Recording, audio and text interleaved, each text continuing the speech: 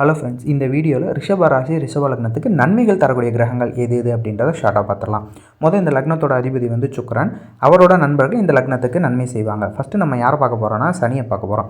சனி வந்து இந்த லக்னத்தோட 9, 10ஆம் அதிபதியாக வந்து இந்த லக்னத்தோட ராஜயோகாதிபதியாக வராரு. ஓகே, இது பாசிட்டிவ். இவரோட நெகட்டிவ் சைட்ஸ் என்ன அப்படின்னா, இவர் இயற்கையிலே ஒரு பாவ கிரகம். அதனால் சில நேரங்களில் இவர் கெடுதலையும் சேர்த்து தான் தருவார். ரெண்டாவது, இந்த லக்னத்தோட பாதகாதிபதி இவர். அதனால் சில கெடுதலையும் தரதுக்கு வாய்ப்பு அதிகம். ஸோ இவர் 85% நல்ல பலனையும் 15% கெடுதலான பலன்களையும் தருவார் அப்படின்னு நம்ம எடுத்துக்கலாம். ரெண்டாவது யார் நல்லது பண்ணுவானா, புதன் பகவான். புதன் வந்து 2, 5க்கு அதிபதியாக இந்த லக்னத்தோட முழு யோகரா வருவார் அப்படின்னு நம்ம எடுத்துக்கலாம். புதன் நன்மையை தருவார்.